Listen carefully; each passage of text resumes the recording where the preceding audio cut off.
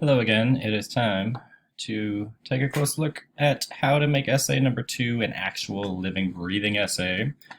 And to do that, we're going to do what we did for essay number 1, which is look at sample essays this time, actually. We only looked at one for essay number 1, but we're going to look at 3 this time, just because there's so many different ways this one can happen and come together, right or wrong, good or bad. As you can see on the screen here, as usual, you have a little bit of homework before you watch this video. If you have not yet, please go on the Blackboard. Please go to the essay number 2 section and the handout section in there, and you should find 3 sample essays. There should be one called The Story Behind the Gestures. That's a PDF scan. And then there should be 2 Word documents. There's one called Our Last Trip and another one called Attempted Murder or Family Holiday Bonding. And those are the 3 sample essays we're going to be looking at for this one. So if you haven't yet, please pause, download those, and please read them. Read all the way through them and start thinking about what you like about them or don't like about them. And we're going to go through them in order in this very video that you're about to watch. But again, if you haven't yet read them, stop right now. Stop yourself. As tempting as it might be to continue listening to my melodic voice, pause right now and come back once you've read them. And here we are. If you haven't read them, cool. Let's do this. Let's talk about these 3 samples. Let's start with the PDF one, The Story Behind the Gestures, which I can pop up on the screen right here. Here it is. Ta-da. Here it is, The Story Behind the Gestures. As you can tell, this one is, first off, not a former student of mine. You can tell just by looking at stuff like this up in the corner here that this is a scan from a textbook. This is a textbook I used to use a long time ago, but then I realized that making students pay for books is no fun, so I just pulled some stuff out of it that I needed and left the rest behind. This one, well, okay, because it's in a textbook, I think we can probably also assume this is going to be a pretty good example, and I do in fact believe this is a great example, and I hope you thought so too as you began reading through it. This one, as you can see, here's the photograph, not a very good copy of it. It's been photocopied and photocopied and copied and photocopied again, but you get the idea. You can see right here what's happening, and I don't think there's anything to any random person, anything significant about this photograph, right? I mean, do you look at this like, oh my gosh, send that into National Geographic. What an amazing picture that is. It's just a family.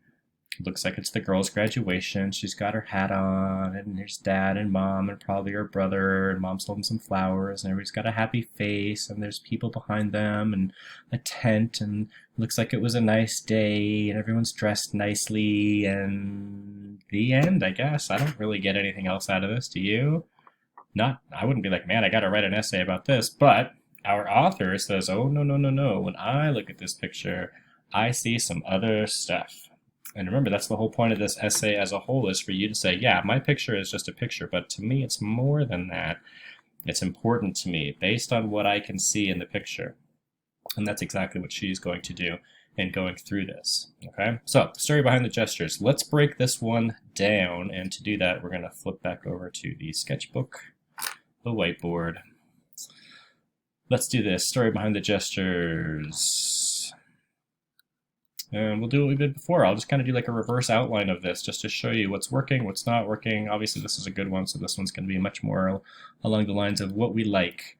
And there's a lot of things to like about this. In fact, I want to talk about not only the content of this in regards to the photo analysis, which is, of course, what this is all about, but I also kind of want to do a sidebar over here.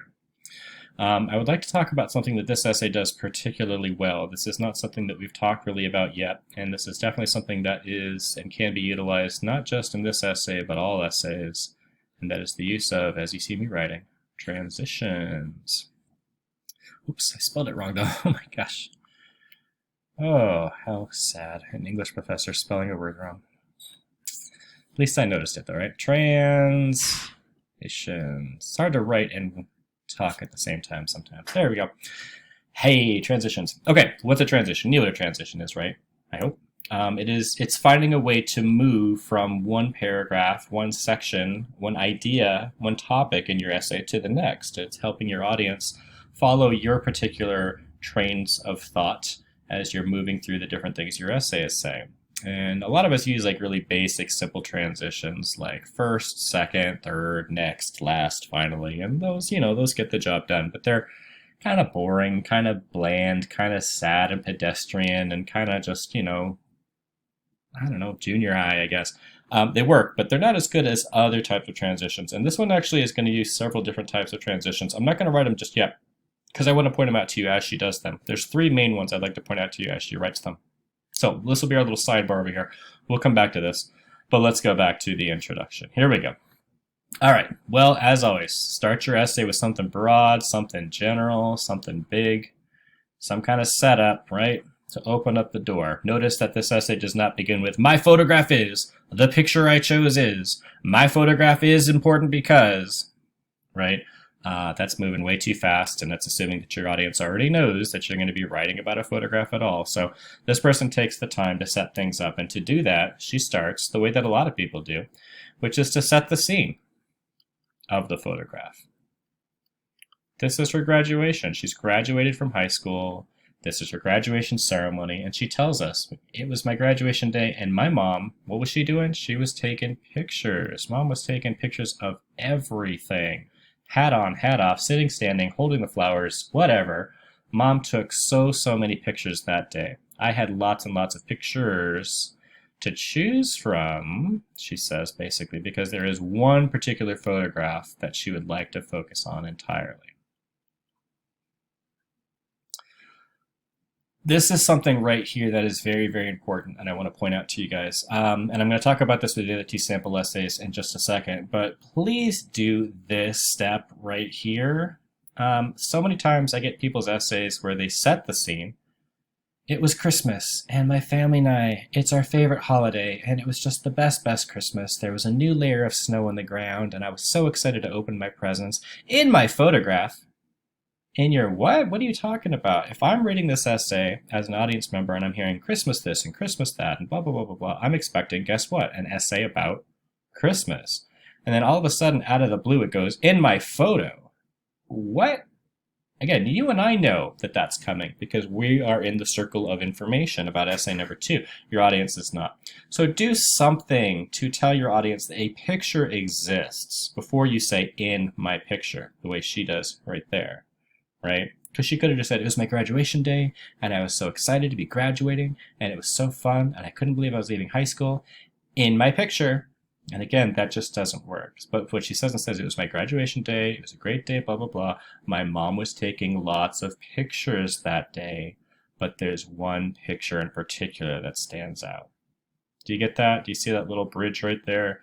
Please be careful to do this. Don't skip over that part. I get half a sentence can do it. A photograph was taken, and here's now why I want to talk about this picture. Which she does, okay? And she ends it by basically saying, I was smiling so much, I had this frozen expression on my face, she says. There's this frozen expression thing she explains. It's not that it wasn't genuine, she said, it's just I'd been taking so many pictures and smiling so much that day, my face was frozen. And then the paragraph ends. Have you been hit in the face with a frying pan yet? Has this person explained why this picture is important to her, what it represents as more than just a piece of paper? She hasn't yet. And so you might think, well, that's a mistake. This person screwed up. That's not what this introduction is doing. It's terrible. Well, actually, I have something to point out if you didn't notice. This person actually is doing an introduction that is split into 2. We have an intro 1, and we also have intro number 2. There are 2 introduction paragraphs in this essay. What is going on here? Now, this is something that's totally legal. You can do this any essay that you want to. You don't have to. In fact, you can go the rest of your life never having done this, and that's going to be okay with me. But if you ever feel like your introduction's getting a little lengthy, it's getting a little wordy, it kind of has that wall of text effect that can be so kind of overwhelming and frustrating for a reader sometimes. In fact, if you have the sample essay in front of you, I can put it in front of you, right on the screen. Notice that the 2 introductions make up 1 and, if the picture's not there, 1 and basically a half pages of length. If you take this and add it to this up here, those 2 paragraphs basically are a page and a half. It's kind of a lot. it's kind of a lot for an introduction. It's kind of a lot for a single paragraph. And so I think what she thought was, let's find a nice little place to split it in half. And if you ever do decide to do 2 introductions, it's exactly the process that you do. You still do the big funnel like this, and you still have the introduction down at the bottom, or the thesis rather, down at the bottom of the introduction, down here, the frying pan. But you cut it in half somewhere, meaning that the thesis will come in the second introduction every time. Don't throw your thesis in intro 1 and then say, oh, but I still have another introduction to do, because that's just going to really confuse your audience. That doesn't make any sense. Go on to do intro number 2, in which case basically intro 1 would be a lot of the big setup. Intro 2 would be more specific up to and leading into the thesis, which is coming in her second paragraph. Here's our second paragraph this time. The viewer should, however, consider not so much the frozen expressions of those in the photograph, but rather the fact that the picture is posed. Posed pictures show what the people want their people to see. And now her thesis begins. She says, ironically, I keep trying to highlight it, but it won't work. Ironically, the photograph reveals much more about its subjects than the viewer first imagines. Oh, so now she's switching gears into what this essay is about. She's saying this picture reveals more. This isn't just a happy family at a graduation. More is going on here. What does it show? The photograph speaks of relationships and personalities. It speaks about more intimate details that seem invisible, become undeniable through the study of gestures. So there's her thesis in a few parts. She says, first off, this photograph reveals more than we expected it to. What else does it do? It speaks of our relationships and personalities. Relationships and personalities. Plus sign, sorry. Through what? Through the study of our gestures, our physical appearance, the way we're standing, holding ourselves, whatever. This, to me, basically all amounts to her frying pan, her thesis right here. How? Can you decide which of the 2 paths? Remember we talked about there's the symbolic path and then there's the storytelling path. Which one is this? Do you know? Think about it, think about it. 3, 2, 1, you ready? The answer is this is a symbolic thesis, 100% symbolic. It is not storytelling because she does not want to tell us the story of her graduation day. At no point in this essay does she get bogged down with talking about her graduation, what it was like to graduate. Oh my gosh, I was so excited and the weather was so nice and the breeze was in the air and I couldn't wait to get home because we were going to have a big party, blah, blah, blah this and blah, blah, blah that. What she says is, this isn't so much about my graduation day. To me, this says everything about my family dynamic, our relationships, how we get along with each other, how we think about each other, etc. Okay? That's a symbolic thesis all the way. Right? So in this case, it doesn't matter that they're at her graduation. It doesn't matter. They could be standing, as long as they're standing and doing the same thing. This could be them at Christmas. This could be them in Hawaii. This could be them at the beach. This could be them in a trash can. It could be anywhere. It doesn't matter that it's your graduation day as long as they're doing the same things. That's the symbolic route. She says, I want to speak symbolically about my family right here. Okay? Okay, so great intro. Nice job. But hey, guess what? Guess what? Guess what? Come back over here. She had a transition already. In between these 2 paragraphs, there was a transition. Did you catch it? I bet you didn't catch it, and it's one of those things that's really subtle. In fact, the 3 transitions I'm about to show you guys are very subtle. They're very simple. So simple, in fact, that once I tell you how these work, you'll probably roll your eyes all the way back into your head. They're so ridiculous. They're kind of like sleight of hand tricks. Like, remember when you were a kid and like you had like a grandpa or an uncle or like a crazy aunt or somebody that would do like magic tricks, like they'd pull a quarter from behind your ear and you'd be like, what, how did the quarter get behind my ear? There's money coming out of my face. Or, you know, like you had that kid across the street who did that thing where like he pulls his thumb off, right? Where he's got his thumb in one hand and it comes off. What? How'd your thumb? You need to go to the hospital. And then all of a sudden it was back on again. But then when you realized how those tricks work, Grandpa had the quarter in his hand the whole time, and, you know, the thumb trick, you just kind of bend your thumb over in your other hand. Then you go, oh, it's just a trick. Right? Well, that's what these are. These are simple little tricks. And they are effective because your audience will not, first off, probably not be expecting them, but also not really notice that you're doing them, I guess. And yet they still work really effectively. The first one to describe is called a repetition transition. This one is the simplest and easiest of all of them. And gosh, it's just so simple. Yeah, I spelled that right. Messing with my spelling's messing with my head now over here. All these TION words. Repetition. Ready? Let me go back to the essay real quick. Watch this. Introduction number 1. What initially began as a spontaneous reaction became a frozen expression, she says. Remember that phrase, frozen expression? Okay, that's how she ends intro 1. Intro 2 begins like this. The viewer should, however, consider not so much the frozen expressions. Look at that. Frozen expression and frozen expression. This is not an accident. This person has done a repetition transition. All you have to do is this. You will repeat either a word or even an entire phrase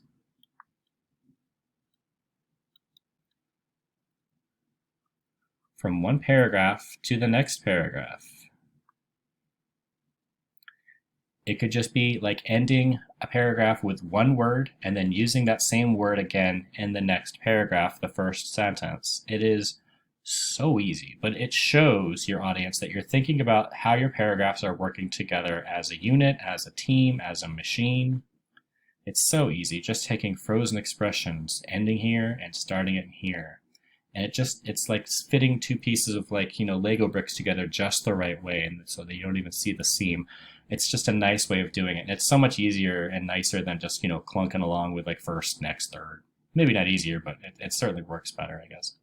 That's a repetition transition, and she's not done, because watch this. Check this out. Introduction to paragraph 2, where is it? Here it is. Ends with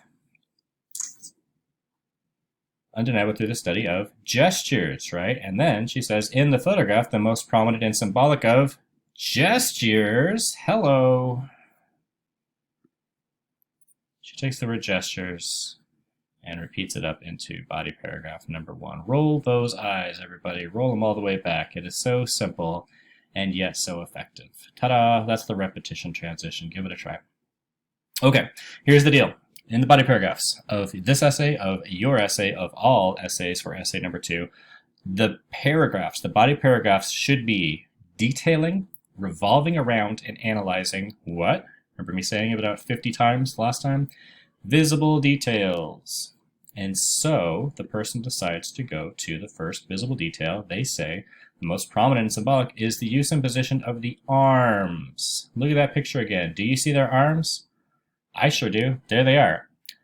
Are you blown away by these arms? Are these arms just fascinating you right now? Or are you going whoa man, look at those crazy arms. They better write a paragraph about those arms. To me, there's nothing about these arms that stands out. But to her, she says, no, check this out. I have something to say about it. I'll take your word for it. Go for it. So she does. Great. It's starting with the visible detail, the arms. Okay, let's do the detail analysis play by play. So the description that we get, she said, what about their arms? Well, first off, she wants to talk about her parents' arms.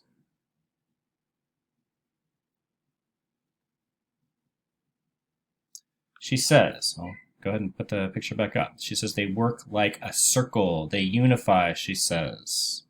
They circle her, they unify, they show affection, they make a huddle of them, basically, right? So she starts to, describe, they basically act as a circle. What does she say that does? Symbolically, she says it unifies us. It shows affection, oops, there you go, between us all. But the other thing she says is that it excludes. Not her. Who does it exclude? Her brother. And that's the next person she wants to talk about, is her brother's arms. She describes them as being at his sides. And again, if you look at that picture again, I mean, yeah, they really do kind of exclude him. It's not like he's an outcast. He's right there next to them. But when your eyes go to this picture, it really does. She says it even draws us in as the focal point of the picture. Here's the 3 of them, this little unit. And yeah, I think the fact that all these 3 are wearing lighter colors and he's wearing darker colors helps with that. But they really do create their own little unit here, and he's just sort of there, right? He doesn't, again, look like he's left out or anything. He's right there with them, and yet the arms really do that. She even says their arms almost act like arrows, and that's kind of symbolic as well. Arrows that draw attention to them, that bring them in, right? Arrows is what I was going for. There we go. Close enough. And then we get her brother's arms. And his arms are straight down at his sides, which is true. And she says, well, that says something about him. That says something about him sort of being on his own. He's his own guy. That's who Edwin, her brother, is, right? He latches onto no one. He sort of pushes himself out to the sides. Not only are his arms at his sides, but he's at the side of the photograph. She says that's just kind of who my brother is. That's kind of who he is. He's not the kind of guy to latch onto everybody. He's not the kind of guy to put his arms around and give us a big hug. That's part of my brother's personality. And that's great.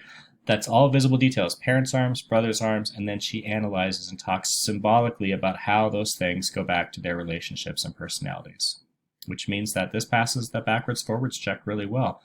That goes back to the thesis, and this, in fact, is a whole paragraph about their arms and nothing else. As well, great. Cool. Moving on, body paragraph number 2. And this one's going to be about her brother Edwin. Now, I would like to show you another transition this person has done, and that is between body paragraph 1 and 2. It's not repetition. This one has to do with ordering of information.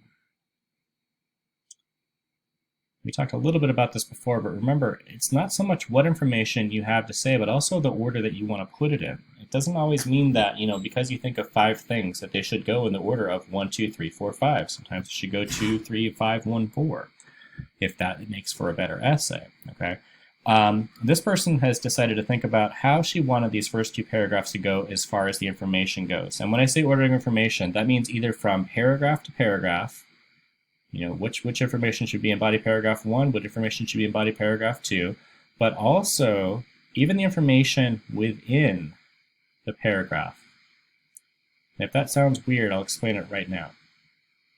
I'll use this as an example. Watch this. Body paragraph 2 is going to be about her brother Edwin.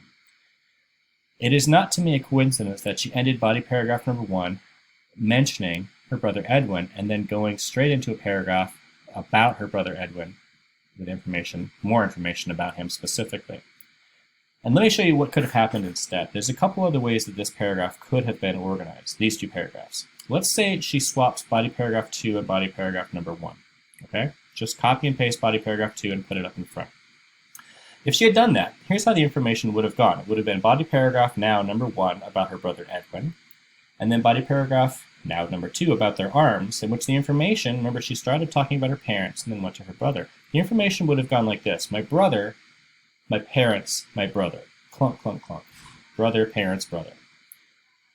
That just doesn't feel as smooth, right? Or, watch this. Let's say she keeps body paragraph 1 and 2 with the same information, arms, and then Edwin, but she switches this information around. So that now she begins body paragraph 1 about her brother's arms, then goes to her parents' arms, and then a paragraph about her brother. Again, then it would go brother, parents, brother. Clunk, clunk, clunk. As opposed to the way it goes, which goes like this: my parents, my brother, my brother. Brother, brother. It does not go clunk, clunk, clunk.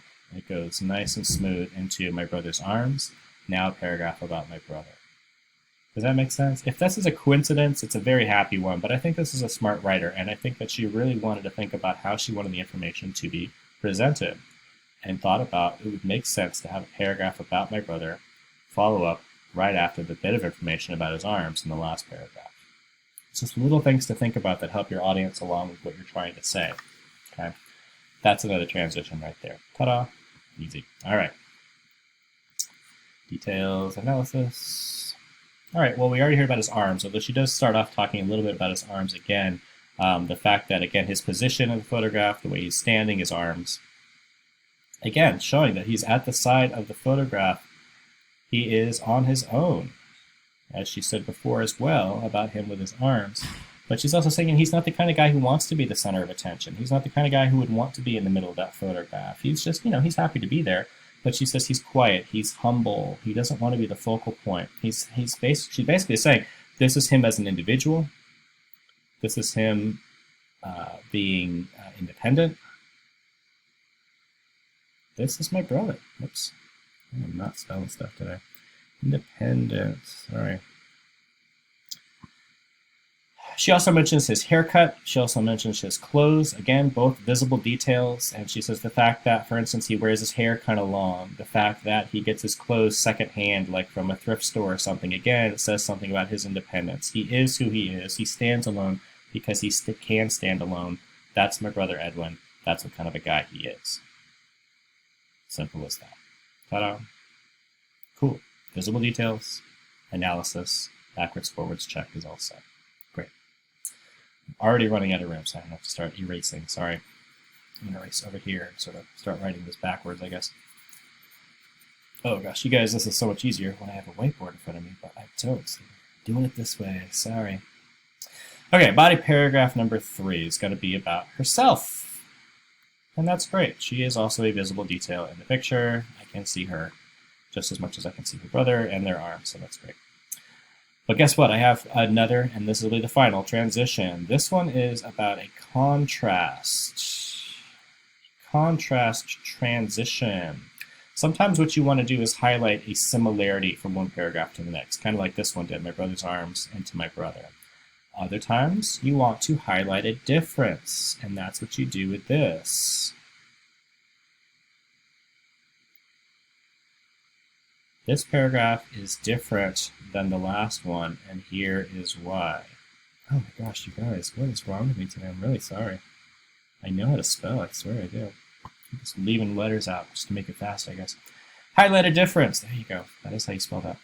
What's the difference? Well, let me read the beginning of body paragraph number 3. Remember, body paragraph 2 is all about her brother, how independent he is. Body paragraph 3 starts like this. While Edwin, the focus of body paragraph 2, while Edwin stands apart from the other 3 figures, I stand enclosed and protected. She is highlighting a contrast from the last paragraph to this one, in the detail she's talking about. My brother gets to stand alone and be independent. Not me. I am enclosed and protected. She's highlighted a difference, which shows, hey, this information in body paragraph 3 is going to be different than the stuff I talked about in body paragraph 2. Now, she didn't have to do this. She could have just said, in the photograph, I stand enclosed and protected. And that would have been a decent topic sentence. That certainly is what this paragraph is about. It would have been fine. I don't think anybody would have noticed anything. But she decided to take it just that one step further and throw that contrast transition in to help us understand what she's saying. Ta-da! Easy. Those are the 3 major transitions, and she'll keep doing them, but those are the big ones. I'll come back to that in a minute. Well, all right, details and analysis. To me, this is the paragraph where she definitely draws details that to me are the most symbolic of all the ones that she talks about, and I'll talk about that right now. First off, she says the arms, not only do they circle her and show affection and unify, she also says they basically kind of lock her in. She says it's almost like they enclose and protect. She even calls it the lock of their arms. She feels locked in. But she says it's not just their arms, it's another detail. Probably something you didn't really pay much attention to looking at that picture. She says the flowers, too. Let me show you the picture again. There's the flowers. So notice her mom is holding the flowers. And they cross all the way in front of the author right here. And even in front of her dad, which we'll talk about in the next paragraph. But she basically says the flowers also hold me in. She says it's almost as if, she says, they dissuade me, they restrain me. Is that literally what's going on in this picture? Is that what her mom is doing? Is she holding them like, you stay right there, you're not going anywhere, you don't get to grow up, you're going to be a child forever? Her mom's not really doing that. She just happens to be holding the pictures in a way that she just, I don't know, just did. She's probably been thinking about it, right? But our author here looks at this photograph and she says, isn't it kind of like my mom is holding me back? Not literally, but what? Symbolically. It's almost, she says, as if they're holding me back. They're trying to dissuade me. They're trying to keep me dependent. As opposed to, again, her brother's independence. She says, no, with me, they're trying to keep me there. She says, maybe it's because I'm the only other daughter, the only other female in the family, has something to do with my mom wanting to hold me in and keep me closer. Maybe she just doesn't want me to grow up and move out, but it's as if my mom is trying to keep me there. She doesn't want me to go away. And she says, it's as if the flowers are doing that. Not literally, obviously, but it's like that. That's what I mean by the symbolic route. You guys can say anything means anything, and it works. I bet you anything, maybe even her first go-round or few go-rounds looking at this picture, the flowers didn't even register in her radar. But then she realized, you know what, actually, those flowers, they kind of, don't they sort of almost kind of look like maybe? And then she used it. Remember, like I said, take notes on everything you guys see. You may not use all the details. It may not seem like something you want to do, but it might. You never know. It might be something you want to mess with. go for it. That's what this person did. She even says they almost work as a shield too. That's another one she says, right? The bouquet almost looks like a shield from the world's unpleasantness. She says, even though my dad also holds on to me, it's my mom's grip. It's really mom's grip, she says here, that is really holding her back. Okay, and now we're going to get another repetition transition. Watch this, because body paragraph 4, it is my mother's firm grip that alone persuades me. She ends body paragraph 3. Body paragraph 4 says her grip. She takes the word grip and repeats it. And she talks about mom's grip on dad. Her parents' relationship, basically. The visible detail is her mom having a grip on him. Also the flowers, she says, I don't need to keep writing stuff, right? She says a lot of the same stuff. The flowers hold him back as well. Maybe not so much holding him back the way that she's being held back. Gosh, I'm not writing well at all right now. Flowers, it says. But also she says it seems to kind of like push him into line. She basically says this is mom and dad's relationship. Sounds like mom wears the pants in the family. Mom's the one who makes the big decisions. And she says everybody likes it. It's mom's the dominant one, and everyone's okay with it. She says it even kind of draws us closer as a family, the fact that mom does that. Again, visible detail. Grip on dad, the flowers, the fact that she's pulling everybody in together. She is the one who like unifies everybody, and everybody is okay with that. And that's your body paragraphs. And this is great. Again, it stays on topic. It goes to the visible details. It never gets off topic. It does what I'm asking you guys to do. This one's fantastic. But she's not done, because she still has, of course, the conclusion. Erase. See for conclusion. What does she do? Well, we get some reverse funnel action going on here, basically. We get basically the introduction almost backwards. She says, at the time the picture was taken, I seriously doubt we recognized the significance of her position or the import of her gestures. It's the gestures word again. She's basically saying, when we took this picture, we didn't know. We weren't trying to show off our family relationship and dynamic, but, you know, that's kind of what happened. We all seemed too blinded to realize this photograph would show more than just a happy family. It would become a telling portrait of each member of the family, our personalities and all that stuff. And then finally, are you ready? How are your eyeballs right now? Are they looking straight ahead? Get ready to roll them all the way back in your head, grease them up, get them ready, because here's how this essay ends. This photograph would leave us vulnerable to the speculative eyes of the viewer who, when carefully examining the photograph, would recognize the secrets hidden in each, what's that? Frozen expression. Oh no, there it is again. Full circle all the way back to, it's not on the board anymore, but the introduction, which is how she ended that one. There's frozen expression. Full circle right back to the beginning. Great. Fantastic. Repetition all the way back. Guys, this essay is good. This is a great essay. This is a great example of a symbolic path essay. Sticks to it, never gets off topic, never gets bogged down with random details we don't need to know. I don't hear about, what she had for lunch. I don't hear about, how comfortable or uncomfortable her clothes were, what the weather was like that day, how excited she was to graduate, what it means to graduate from high school. None of that stuff came up. And I'm sure those things are details that she thinks of when she looks at this picture. But she's able to say, that's not what I'm writing about, though. I'm writing about, again, my family's personalities, our relationships, and how this photograph symbolically shows those. And she nails it. She pulls it off. And plus, it's just good writing. This transition stuff is good. It's a thoughtful essay that I like very much. And so do the people who made this textbook, obviously, because there it is, printed for the whole world to see, including you. So there's the first one. There you go. Poof. I know we're half an hour into this video, so if you guys, you need to take a break, that's okay. We have 2 more sample essays to go. You can certainly come back to these. If this was a regular class, I probably would have stopped right here, and then we would have done the other 2 another day. So if you are feeling like screens are destroying your mind right now, I totally get it. I'm feeling the same way. So pause if you need to. Remember, you guys have the whole week to watch these videos, so take your time. But I'm going to move on, because that's my job. So it's time for us to do the second sample essay, and that is the one called Our Last Trip. There it is. This is number 2. Do you have that one in front of you? Let me throw it in front of you. Hang on. There it is. Our Last Trip. Remember, you guys can download these for your own personal usage and reading. Our last trip is the next one. I don't have the photograph to show you for this one, and this is because this is an actual former student of mine from the past. I can describe it to you, though. It is a photograph of 4 people. This essay is written by a male student, and he is one of the 4 people, and he is with 3 of his friends, all 3 of whom are female.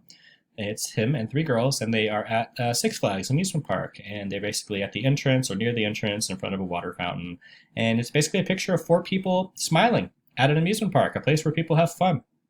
And again, for most of us looking at the picture, there would not be really anything more significant than that. 4 happy people at a place that people are usually happy. End of that, I guess. And he says, our author, I have more to say. And hopefully you read this one. And if you haven't, go read it, because I'm about to talk about it. Let's do this. Let's do our last trip. Let me switch over to the whiteboard. Okay, our last trip. How did you feel about this one? Did you like this one? Are you thinking this one is good? As good as the last one? Better? Worse? Much worse? I don't know. Let's see. I really do like the introduction to this essay. I'll say that right now. I think this is a fantastic introduction for this assignment, and I think it's a very ambitious thesis they came up with. I think there's a lot of great ideas in this introduction. I don't have any major issues with it. So this one starts off the last one the way the last one did, which is, again, by setting the scene.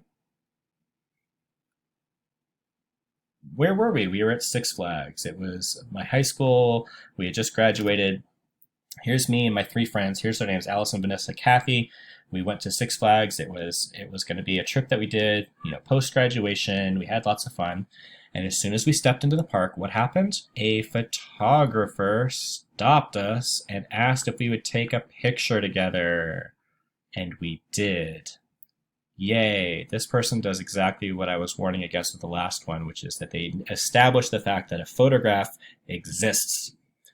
Again, if they had done this incorrectly, they could have said, it was an amazing day. My friends, Kathy, Allison, Vanessa, and I, we went to Six Flags. We had such a great time. Six Flags is super fun. I love going there. In my photograph, and again, that would make no sense. But they say, a photographer stopped us, and we posed for a photograph, and now this photograph is something I'd like to focus on. So he says, my friends complained about the picture being ugly, and the day went on. It was memorable, but then our author says he started kind of turning intrinsically about it. He started thinking about it. He had some deeper thoughts about that photograph and what this day meant to him.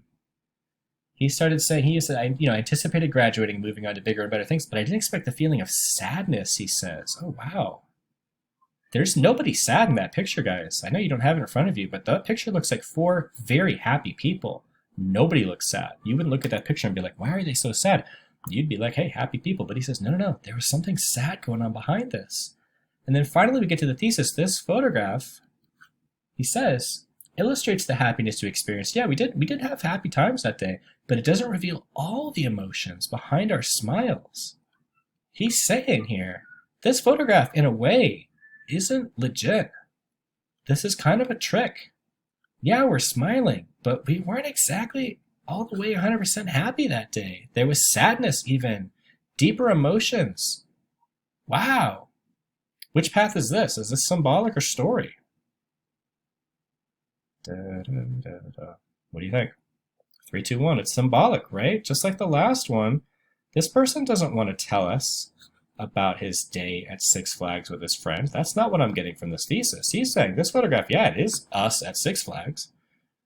And yeah, we had a great time, but there's more symbolic stuff going on here. This was a turning point in our lives. We were leaving high school and moving on to something different, and there was sadness behind that. This could have been, he says, our last photograph, our last trip. This could be it for them.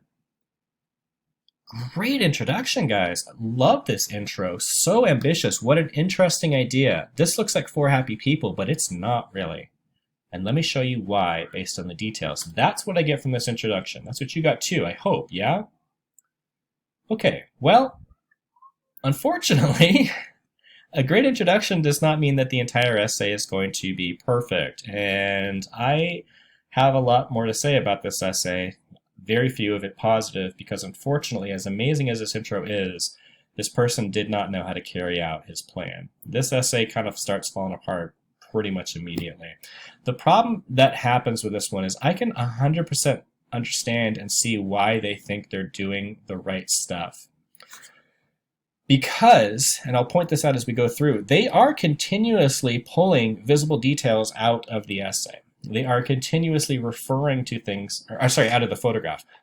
They're continuously pointing out details in the picture and talking about them, which is what I want you guys to do. The problem is none of it goes back to this thesis. None of it backs up this, there are deeper, sadder emotions behind our smiles, and this was a turning point kind of thing. Let me show you how. Here's what we got. Body paragraph 1. Ready?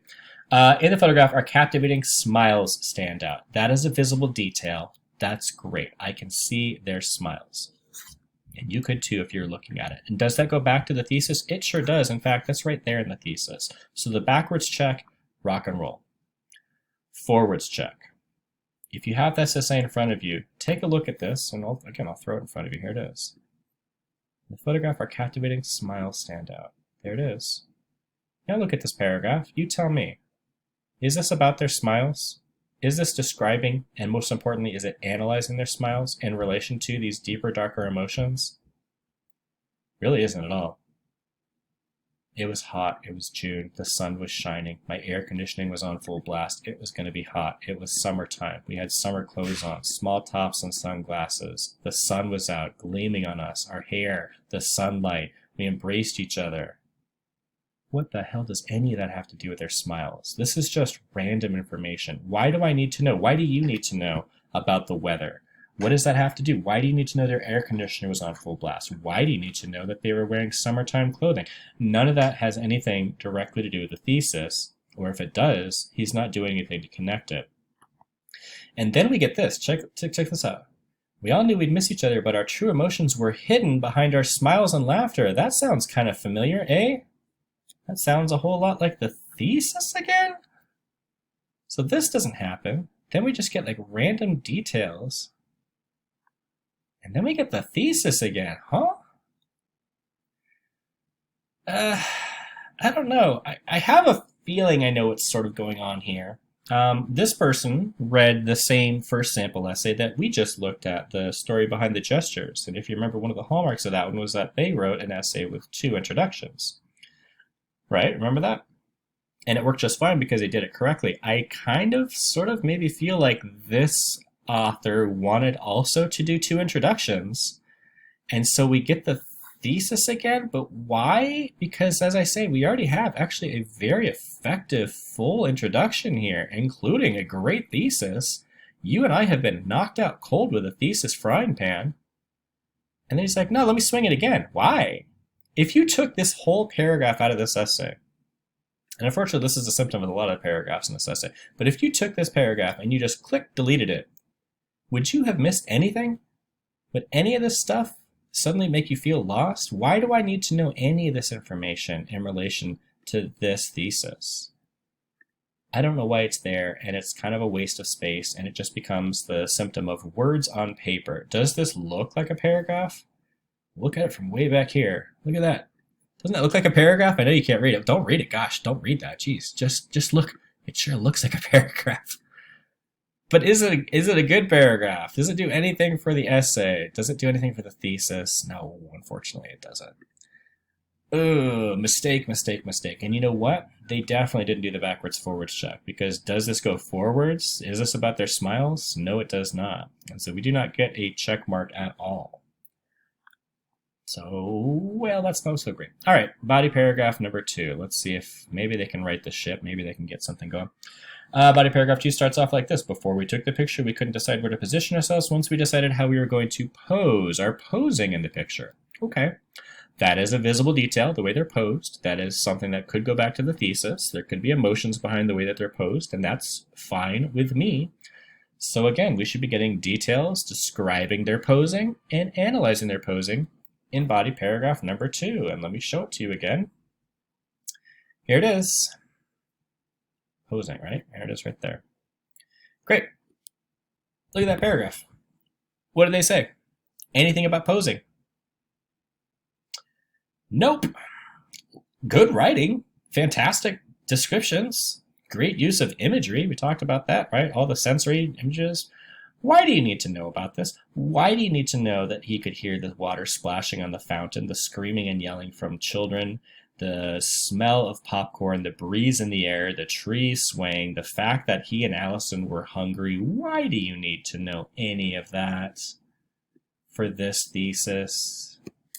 You really don't. So once again, it does not pass the forwards check. And again, we just get a bunch of random descriptive information. This sounds much more like a storytelling paragraph because he's telling us information about the day too.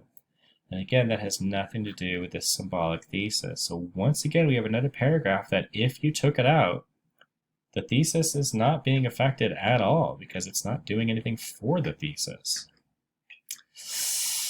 Oh boy, body paragraph number 3. Well, body paragraph 3 starts off with something that sounds much, much more promising because it starts off like this, with Kathy holding onto Allison's hand during the picture, something I can see, people holding their hands, and the rest of us leaning on each other, yet another visible detail. It symbolizes and depicts how much trust we have. Oh, neat. Cool. Visible detail and the hint of something analytical. It's trust that we have there. Cool. That sounds better. That sounds like an emotion behind their smile, this trust that they have and how that trust was going to be affected, right, by them having to split up after high school. That's where this paragraph should be going, right? Right? Yeah. Yeah, right? Yep. Yep. Nope. No, actually, no. Here's trust. You find that word again. Go ahead and find the word trust again anywhere in this picture, in this paragraph, rather. Anything about them or even holding onto their hands or leaning on each other. No, actually, it's just, let me just tell you about my friends. Vanessa's got a bright top and a gloomy smile. Her glasses hide the appearance. They give us a sense of mysteriousness. Those are not emotions behind her smile. Allison was hungry as I was. Who cares? You get most people get hungry 3 times a day, right? Who cares that she was hungry? Warm and fun-loving smile. She's goofy and likes to have fun. I guess, but again, where's the thesis? Why are you telling me this stuff? And then this essay makes the ultimate essay mistake. Remember, I'll go back. Remember the thesis? Deep, dark emotions behind her smiles, essentially telling us these smiles are not legitimate, right? It might look like we're really happy, but we're not. Why? Deeper, sadder, more thoughtful things were going on behind us, and we were smiling for the picture, but we weren't feeling that way that day, right? I mean, that's what I get from that thesis, didn't you? That's why it sounded so good. But actually, no. In some pictures that are taken, some smiles are clean to defect. But in this shot, all of our smiles are definitely genuine. Well, cool, great. There goes your thesis, man. Your thesis is completely destroyed. Whoops. Now we have no more thesis. Now the thesis has been blown up. This didn't happen. What's going on? This essay is crumbling before our eyes. Oh, man. I don't know what to believe anymore. Do you? I don't think he's lying. I just think he doesn't know what he wants to say about this photograph anymore. He's now told us that the picture has smiles that are both fake and also not fake at all, completely genuine. Okay, body paragraph 4, when posing for a picture. Okay, well, that's something he tried to do back here, right? And that didn't happen, so I guess we're just going to try again. Posing for a picture, people have to act as if nothing's around them, focus on the camera, girls have to smile. Okay, cool. That should be a paragraph then about their posing.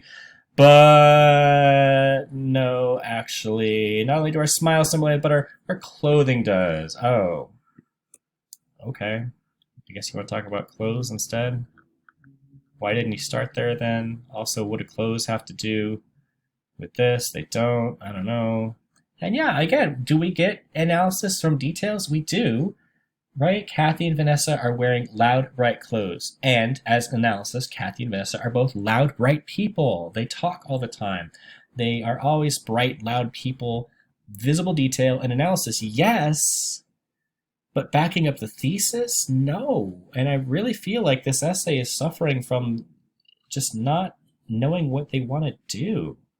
They are technically doing what I'm asking you, pull details and analyze them. But remember, your essays have to be a machine. Your essays have to work all together. It can't just be a bunch of stuff, words on paper that you hope works, right? And then we do get a nice transition from body paragraph 4 to 5. We are told, hey guys, Allison's got something going on. She's got a plain white shirt, we're told, and that had something to do with her feeling for the trip to that day on their very last trip together. It's right there in the title. Allison gets her own paragraph here. Guys, what's up with Allison? Body paragraph 5 says Allison refused to go. We had to beg her to come. She didn't want to go to Six Flags? Allison, what's going on? She had a negative outlook on how the day would go. Oh my gosh, that definitely sounds like there was an emotion behind her smile, because she's smiling in the picture, and yet she didn't even want to be there. Guys, what's the story with Allison? That's what this paragraph should tell us, right? Right? Yeah? Yeah? Let's see. Let's see here. Let's see. Oh. Oh. Oh. It doesn't do it again. Nuts. Too bad. But you know what? She is a person we could rely on if we needed someone to talk to. We could rely on her. And she's someone I could count on. I could count on and rely on her. You know, except for the very last day we're ever going to hang out together. Except for that day. Otherwise, she could totally be relied on. So it's not, I mean, it is about Allison, but it's her negative outlook never actually happens. I don't understand why she had a negative outlook. None of that's ever told us. And in fact, we're just actually told Allison's actually a pretty good friend, and she'll hang out with us and give us a lot of help and stuff like that, which seems to contradict that she had some, I don't really know. I don't understand. Do you understand? I don't know what's going on anymore. So far, these first 5 paragraphs, all the topic sentences go back to the thesis, but not a single one goes forward. Never, ever. None of them actually say what the paragraph promises. Body paragraph 6 has the opposite problem. Body paragraph 6, we are told that, okay, Vanessa, she was the leader in the group that day. This should be a paragraph about Vanessa being the leader. Okay. That's true. That is what this paragraph is all about. This is a paragraph about Vanessa. So cool, you get the forwards check mark, but how about going backwards? Is being a leader an emotion behind her smile? Not really, that's just a personality trait. And in that case, it doesn't really work. Again, we get details, we get analysis. She's wearing sunglasses. She had been there before. She acted like a general. She looked like a general. She led us everywhere. She's the type of person who loves to be in control, and she did, and we loved it.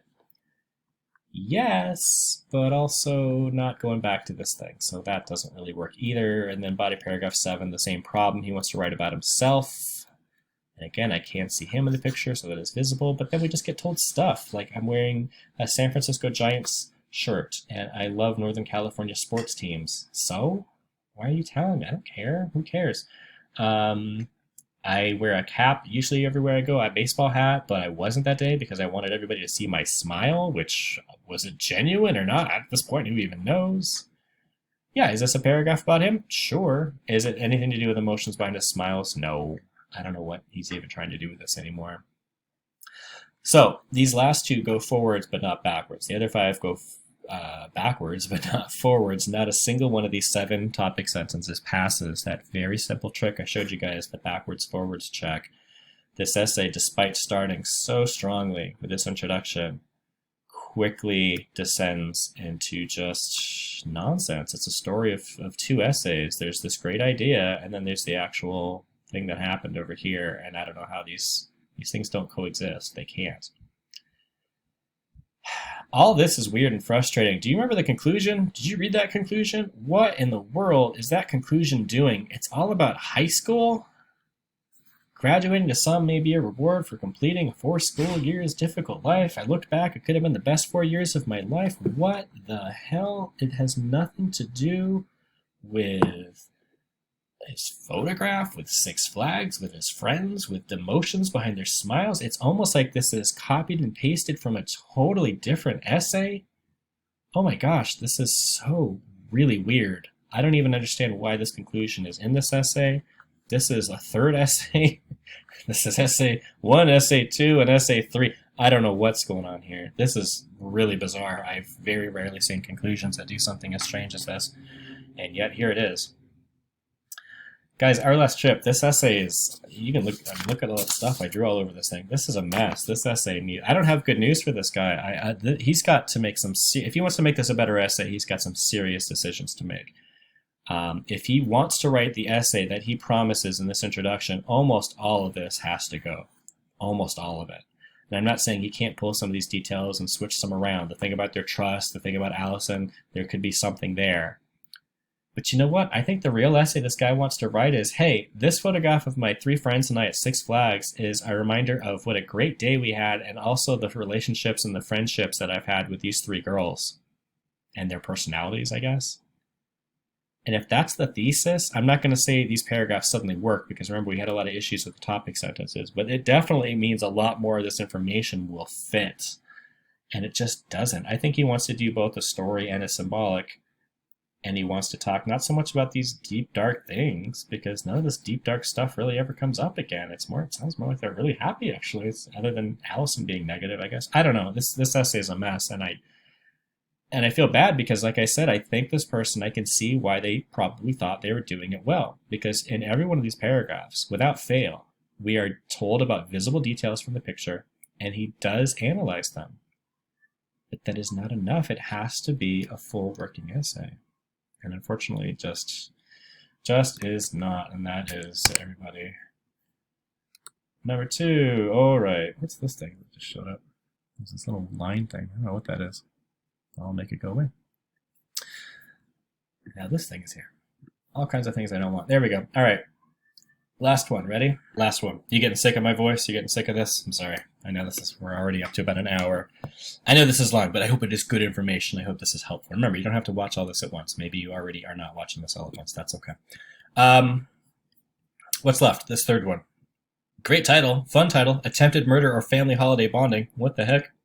There's the power of a good title right there, huh? Doesn't that make you want to read what's going on here? It drives me in. Once again, I do not have a picture to show you, and if you did read this, you probably got an idea of what's going on here, but here's the visual of this one. It's basically 2 people, mainly. It is the author and his older brother, and they are up at the top of a big, tall mountain in Hawaii, and his older brother is literally choking him. He's grabbing him by the neck and choking him out, pushing him backwards over the edge of this rail that is way 1,000 feet up in the air. It looks like he's trying to murder him, except for the fact that the author, who's being choked out, has this big smile on his face. You can tell he's laughing. He thinks it's very funny, even though his brother looks angry. In the background is beautiful Hawaii and green mountains, but there's also another person. There's lots of other people, but there's one person in particular in the background that is taking a picture of them as well, almost as if they're collecting evidence for the murder that they're about to witness. Even an interesting picture that they picked, right? Absolutely. All right, here's Attempted Murder or Family Holiday Bonding. If you read this one, again, what are you thinking? What do you think? Let's break this one down now. Let's talk about this. Murder bonding. Murder or bonding. Okay, introduction. Starts off just the way that the last 2 did. Why? How? By setting the scene.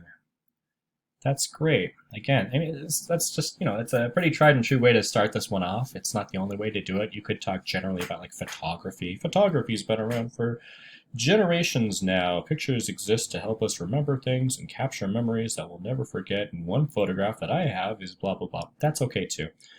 But all 3 of these that we're looking at start off with setting the scene. He says it was Diamond Head, Hawaii, myself, my brother, my sister-in-law, my niece. We're tired. We were up at the top of this big hike.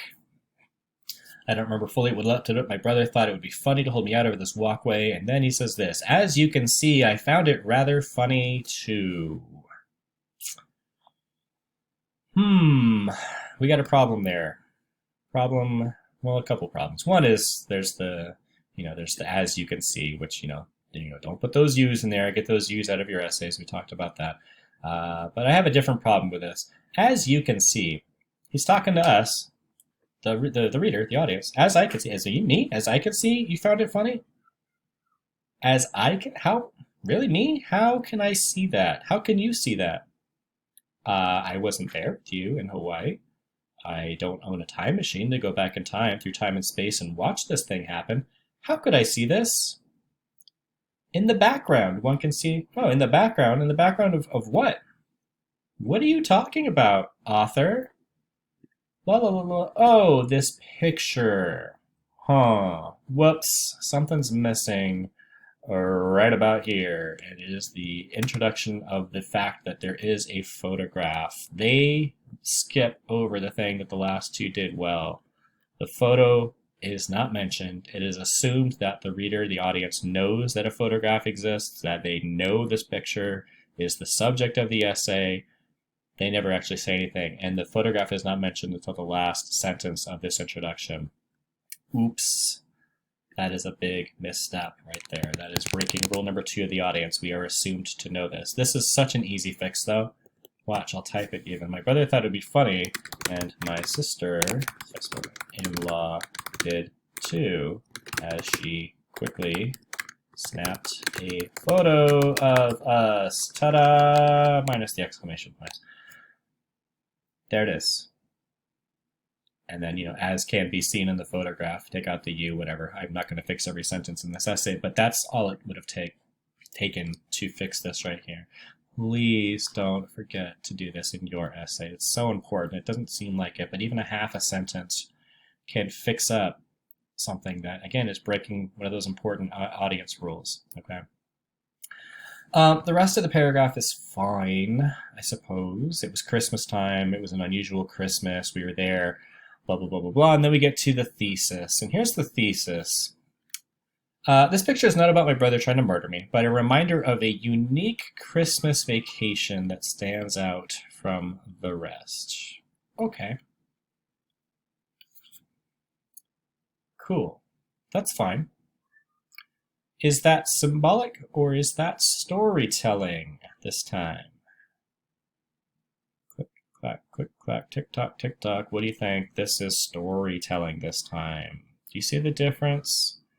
The other two were not about what was going on in the picture. They were about what the photograph represents. My darker feelings and my friends with number 2, and the first one, my family's relationships and personalities. This one's like, hey, I want to tell you about this amazing vacation that I took one year. And this photograph brings me right back to it. And that's great. That's fine. Storytelling is totally a possible way for you guys to write this one with no problem as long as you stick to it. So, slight misstep right here with the introduction as far as setting up the photograph, but the rest is fine. I don't have any problem with what they do there. I don't have a problem with the thesis as is, as long as they can stick to it. So, slight misstep. Maybe it'll get better. Let's see. Body paragraph 1. Remember, the whole point of this essay is you're going to visible details in the picture and analyzing them. And he starts off, it was actually an exciting day. So the day of the photograph is going to be the first focus, the first topic. And does that go backwards? Certainly, because the day of the photograph is part of the unique Christmas vacation, so fine. Going forwards, is this about the day of the photograph? And as a matter of fact, yes, it is. This person is writing all about the day of the photograph. But I do have still a problem, because remember, the backwards-forwards check doesn't automatically give your paragraph a pass. What's missing in this paragraph? Here it is. What's missing? What do you see, or what do you not see? What do they never mention even one time? Not once. Find for me the word photo, photograph, picture. Find to me a visible description of one of the details in the picture. Can you see any of those things? You cannot, because they're not there. This paragraph completely forgets about the photograph entirely. There is no picture. All they do is describe the stuff that happened that day. Fine. Cool, except not so much, because remember, this is not an essay about some cool stuff that happened to you one time. It is an analysis of a photograph. This paragraph is a great example of the thing that I started telling you guys about as soon as we started this assignment, which is to be very keenly aware and careful that you do not forget that the picture exists. And that's what our author does here. It would have been so easy. Again, it was an exciting and beautiful day.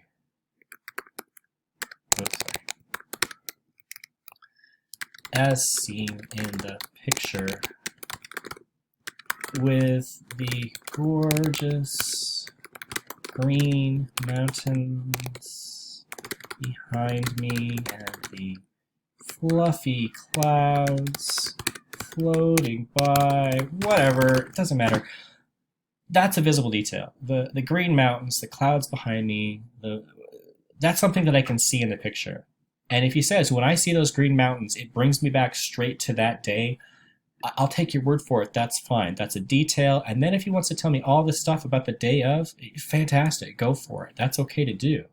But he doesn't. And this paragraph, unfortunately, doesn't work. But it would be such an easy fix just to add that half sentence or more. And then the rest of the stuff is okay. And I have a similar problem with body paragraph 2. It does mention the photograph. True. Because it does start off with the 2 words, the photograph. And he wants to tell us about the whole vacation, not just the day of. Oops.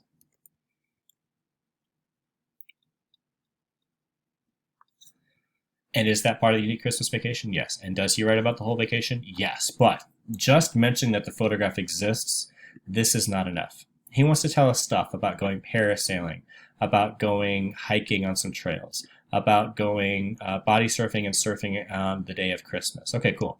That photograph does not show any of those things. So he says, this photograph reminds me of that day. How? That's not enough, guys. That's not enough.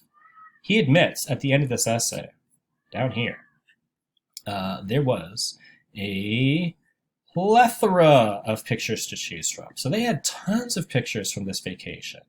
Okay, so then what's unique about this picture? Because couldn't then any of those other pictures also remind him of that whole vacation?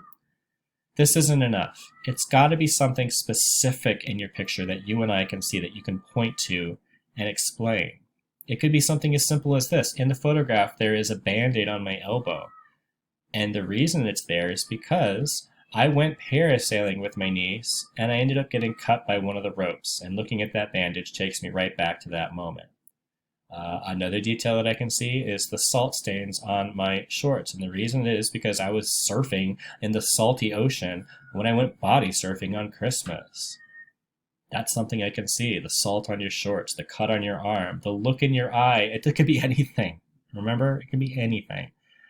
But he doesn't do that. He just says the picture exists, and that reminds me of the whole thing. Not good enough. So, once again, just a small sentence or two in these 2 paragraphs would make these work.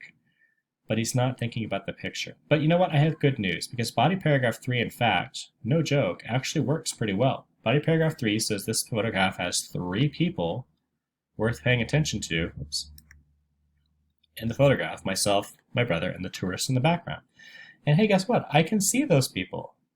Here's the 3 people. I can see all 3 of them. That's a visible detail, and that's great. And he says that this is important, and it is part of the unique vacation because it adds to like what this whole vacation was all about. It's just one of the humorous aspects, one of the humorous parts of the vacation that made it unique, that made it fun. The fact that my brother and I were able to kind of screw around up there and have fun, it adds to the humor that the tourist is taking a picture. It was funny, so I was laughing. That's a detail that I could see. My brother was just joking. It was a great time. It was part of this great vacation. Visible details, analysis. This paragraph actually works perfectly. I wouldn't change a word because it actually functions as part of the thesis. Cool. I wish they were all like that. I have a different problem with body paragraphs 4 and 5. They are almost great.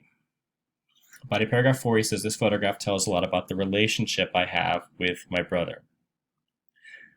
And going forwards, that is what this paragraph is about. He says the fact, again, a visible detail, the fact that my brother is doing this, you know, it's not an instance of my brother's rage, but a moment of bonding. He's not serious. He's making a joke. I'm always the butt of their jokes because I'm the youngest one. He would get a reaction out of my mom, but I trust my brother. It's fun. He jokes around. He's always been a good brother. He supports me. This photograph depicts our relationship. Fantastic. Great. Except I have a problem with this one. The details and analysis are great and they back up this idea. Does this go backwards to the unique Christmas vacation? Storytelling? Is this part of the story of the unique Christmas vacation? This is symbolic, right? Because he's not just talking about his relationship with his brother during that week in Hawaii. He's talking about their entire relationship, their entire lives together. That's symbolic, you guys. He now has broken his thesis. I'm just going to tell you the story. But then he says, well, actually, I kind of also would like to do some symbolism. But you didn't promise that. He has now pulled this frying pan away and said, that's a terrible handle. You know what I mean. Frying pan handle's gone. And now he says, no, I have a whole other frying pan, which is symbolic as well. And I'm going to hit you with that. Kapow! And we're like, wait a minute. You can't. That's not, what are you talking about? You hit me with this frying pan. And he says, no, I don't think so. I have an easy fix for this, which is watch. Check this out. All he has to do is now go back up to his thesis. This photograph is not about my brother, but a reminder of both a unique Christmas that stands out from the others, as well as being symbolic of the relationships I have with a family who I went on the trip with, whatever, blah, blah, blah. You know what I mean? Who I went on the trip with. And cool, because then it says symbolic and also the story. And just like that, this paragraph would be righteously perfect. He needs to add in the symbolism thing, but he didn't do the backwards forwards check very clearly, because had he gone backwards, he would have realized, whoops, wait a minute, that doesn't fit. Well, we caught it, right? Did you catch that? I caught it. It's right there. In body paragraph 5, I have the same problem.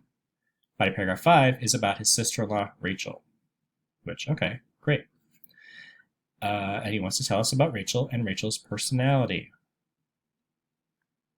Okay, neat. And he says, I like her personality. She's funny. The fact that she took the picture says that she's a funny person. Neat, great.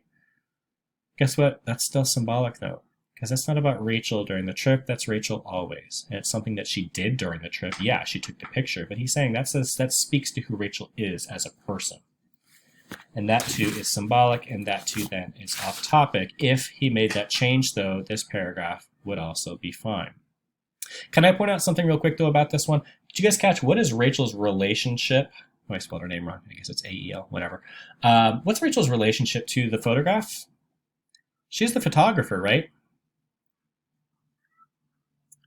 Which means that if you look at this picture, you actually will not see Rachel at all, because she's behind the camera. She is the photographer. So you might have been thinking then, well, then how come he wrote about her if I can't see her? I can't see Rachel. Why is he writing about her? And you might be right ordinarily, but I think this writer, who is not stupid, this person knows how to write. I think they have some good ideas here. He actually has a really clever way of getting around it. Here's what he says. This picture. So here's the picture, right? Here's his brother, and he's choking him out. Here's him, and he's laughing, and he's pushing him over the railing, and there's this behind him in Hawaii and stuff like that. He says the fact that this picture looks the way that it does, the fact that she got, my brother looking angry, and the photographer behind us taking a picture of us, and that she took it when she did, how she did, says something about her personality. It sounds like, the way he tells it, that they weren't posing for a picture when they did this. It sounds like they were just kind of screwing around up there. And his brother was just all of a sudden out of nowhere, I'm going to kill you, and like grabs him. And she happened to, being in a different place even, they weren't even standing near each other, she happened to turn, see what was going on, lift up her camera, frame it, organize it, take the picture, get the guy in the background taking a picture of them, and add to the whole thing. He says that has to do with Rachel's humor. I can't see Rachel, but the fact that the picture exists the way that it does says something about her humor. He almost seems to be saying no one else would have taken this picture exactly the way she did, as funny as she did. And so while I cannot see Rachel, I can see how the picture is taken. That is visible. And so it's a nice little workaround. If you'd like to talk about the person who took your photograph, you can, but it has to be kind of like this. You can't just say, oh, my mom took the picture, and now let me tell you all about my mom. That doesn't work, right? That's not good enough, because I'm sure your mom has taken many pictures in her life. What's unique about this one? He says it's unique because of how it looks, and that says something about Rachel, which is great if they did this, but they didn't, and so these two paragraphs, again, sort of are anomalies and don't exactly work. Okay. I have something else weird about body paragraph 6. I don't know, you tell me what this sounds like. He starts off saying this photograph is one of my favorites. I got it framed from Mark and Rachel. They always give me funny gifts, but they always mean something. And then he starts saying this. There were lots of pictures to choose from. This one stands out the most. It triggers memories from the trip. Nice landscape of Hawaii is humorous. His facial expressions explain how we felt. We're enjoying ourselves. And then he says, this picture is a reminder of a span of a couple of weeks where nothing seemed to be wrong. And that to me sounds like we're riding off into the sunset. The end. This sounds like a conclusion, right? But there's still another paragraph to go. That's this one. That sounds like the end to me. Almost set. But then he's got, no, I've got this whole other paragraph. And I'm like, what? What's this here? This to me sounds like I'm all set. Nothing more to say. Because he's wrapping things up. He's repeating things. We even get the basically the thesis stated again. It triggers memories from the whole trip. It was a great trip. It's humorous. This sounds like it. But then we get this conclusion. Another conclusion that's weird. Just like the last one, our last trip, we get a conclusion. It's all about Christmas.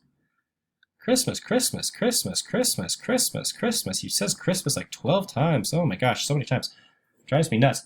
I guess it's interesting information. I used to think Christmas was all about snow. It had to be a white Christmas, but one year I realized this year that it didn't have to be about snow. It's about being with your family and present memories, and our fire family is able to be together. Once again, we have another introduction, or conclusion rather. Doesn't mention a photograph or the photograph. Doesn't mention the thesis. Doesn't mention the analysis of a photograph. It feels completely random. This is weird too, but unlike the last one, I actually have a fix for this. You ready for this? Now you could just say delete and end it right there, and you're all set. And this is a 4-page essay, and it's got the length, I guess. But you know what? I don't hate the information that we got there. I just hate where it is. Watch this fix. You ready? This is weird. I'm going to go all the way to the beginning of the essay again. I'm going to put my cursor right here. Watch this. Ta-da. Pop this back a little bit. Now it becomes intro 1. Christmas, you'd have to change that year.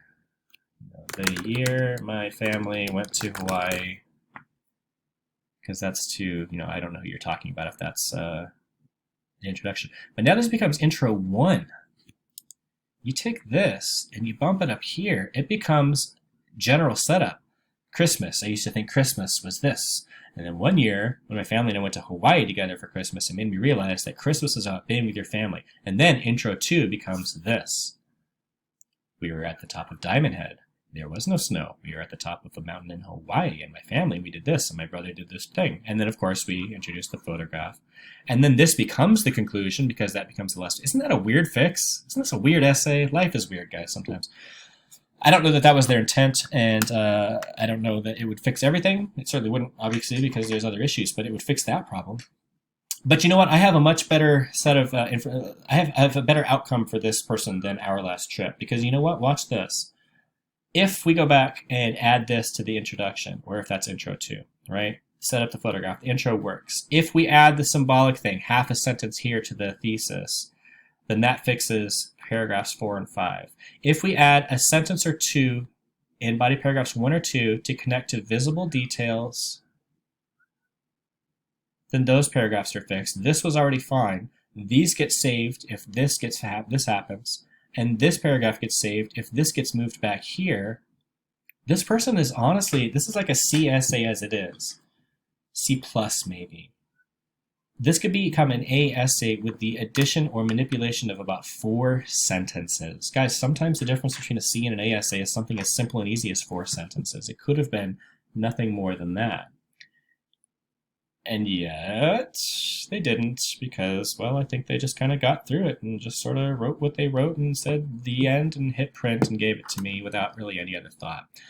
And that is the essay killer, and that happens a lot of times. I think that probably happened with our last trip as well. So, woo, what a marathon. Look at that. Did it help, though? I hope it helped. I want to show you guys as many different things as possible with this one, just to help you guys get through the sometimes chaotic pathways to get to the end of essay number 2, but I hope you guys are doing okay with yours. At this point, it's time for you guys to get to work if you haven't yet. You should be down to 1 photograph by now. I hope you are, and I hope you have started writing and looking into it. The essay is due not too long from now, and so it's time for you guys to get a draft together, because it is workshop time just about. You guys have, there's a schedule for you guys to follow, and it should say in the syllabus when you need to complete the workshop by. I'm going to send out an announcement to everybody giving you a group, and it's going to have a couple of emails that you'll be in. You'll be in groups of either like 3 or 4 people. It depends how the math works out with as many people as there are in the class right now. I'll stick you in a group. You'll be in like, group 1, 2, there'll probably be about 8 groups or so. What you're going to do for the workshop is this. Let me write something on here, in fact. Workshop. First off, the idea of the workshop, again, is for you guys, we haven't done this yet, is for you guys to have a rough draft and to swap your rough drafts with each other and to give each other some peer review, some feedback, okay? I would like you guys to reach out to the people that are in your group. Again, if there's 2 people, you're going to send your draft to those 2 people, and you should then get 2 drafts from those 2 people in an email. What I'd like you to do, and this shouldn't take for most people more than a half an hour, so do this quickly as you can and get back to people as quickly as you can, okay? Because remember, we're trying to help each other out, so don't get a draft from somebody and then just sit on it for 4 days. That's not fair to them. Do this as fast as you can with a quick turnaround, okay? Basically, you're going to read their draft. You should by now know what the essay's doing. You should know what essay number 2 is all about. We just went over all kinds of stuff with that, right? Give them some feedback. Now, you can obviously write stuff on their draft if you want to and give it back to them, but that's not all you're going to do. You're also going to go to a workshop sheet, okay? Workshop sheet. In fact, you know what? Let me show you the workshop sheet. You guys will be downloading these from the Blackboard. Here's what they look like. Hang on. Workshop sheet for essay number 2, and the other essays, they'll look similar to this as well. You can download this from Blackboard.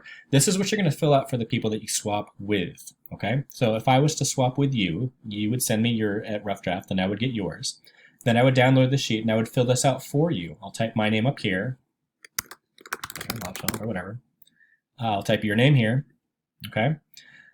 Part number 1 is this. Identify or rephrase the essay's thesis. Remember, the thesis for this one should be something along the lines of, again, what the photograph represents to them, why it's important to them, what they're going to do symbolically or storytelling-wise. You should be able to rephrase the thesis here. So if I was rephrasing the thesis for the first sample essay, I would say, the photograph, represents your family, personalities, and relationships through your gestures. Okay? That's me rephrasing the thesis from sample number 1. Cool. Then I'm going to go read the essay. Read it carefully, read it slowly, read it closely, give them the time that you would want them to give you. Again, make notes on it if you want to, but then it's all about these questions. Question 1, happy time question. What do you like? What are you seeing that's working? Are they sticking to the picture? Are they getting off topic? Are they not, I guess the not question is the next 2. What do you like? And don't just, do, smiley face, the end. That's not helpful. Be as specific as you can. Give praise where you think they're doing things that are exceptional or doing really great, stuff you'd love to see more of, okay? Question 2, not as happy, not as fun, but most important is what needs some help? What would you change? What would you fix? What would you like to see? Things, I don't know, just what are they doing? Again, are they getting off topic? Are they missing out? Do they have a paragraph that's symbolic when they said they were going to do storytelling like we just saw? Do they have a paragraph like Body's paragraphs number 1 and 2 in the last one where the photograph doesn't exist? Let them know. Be, again, as specific as you can, as much as you can say. Fill up the page, whatever needs to be filled up. Hit save, and then I'm going to take this sheet for you that I filled out for you, and I'm going to send it back to you. I'm going to reply to the email and say, here's your workshop sheet. And then I will be waiting for you to reply back to me with your comments. And you should get 2 of these, okay? Because the whole point is to get 2 different people to do this. Now, if you, by the deadline, again, the deadline to do this is in the syllabus, okay? So go to the syllabus, and it should say what your particular class deadline is for the workshop for this assignment. If by then, even though you sent your essay to 2 different people, if you do not get feedback from 2 people, let me know, okay? But please don't be that person. Please don't skip out on people. Don't just forget about this, okay? Because it's very important, especially if people are doing it for you. It's not fair to not do it back for them, okay? So don't be that person. Again, don't spend that much time. It doesn't have to take that much time. This isn't hours and hours of work. And usually I will do this in a classroom, and it will take between 30 and 40 minutes for people to get 2 of these done just sitting next to each other. It's the same thing, except you're just doing it at home right now, okay? Get back to them as quickly as you can, all right?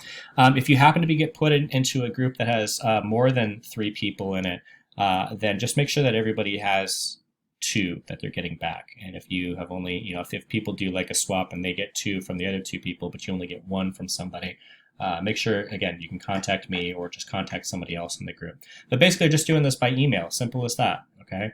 And if you want to talk to them more, you can add more in the email, whatever you want to. And then, when you get these, what you're going to do is basically copy and paste this and you're going to stick it at the end. Here, I'll show you. I'll stick it at the end of one of the samples we just looked at. Oh, wait, I don't have it open anymore. Let me open it up real quick. A secret look at all my files. Look at these guys. I'm excited. Sample essays. Let's do last trip.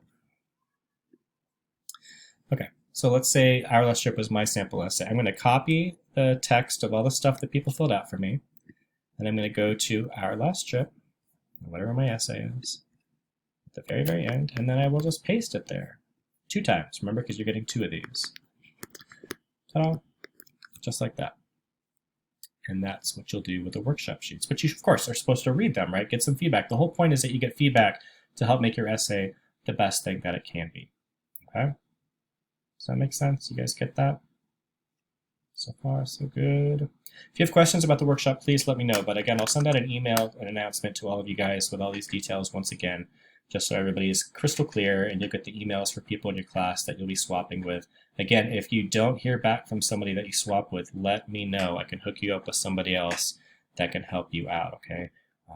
Everyone's here to help each other out. Remember, the whole point is to help each other. We're here to help each other get through this crazy thing called Composition 2, all right? Long video, I know, sorry. I hope you didn't have to sit through it all in one viewing, but I wanted to get it all out, and there it is, all gotten out, so. Yeah, I'll have more information about what to do with the essay. Of course, you're going to put it on Turnitin, and essay number 1 should be graded very soon. You guys should have the grades up there not too long from now, if not quite immediately. All right, cool.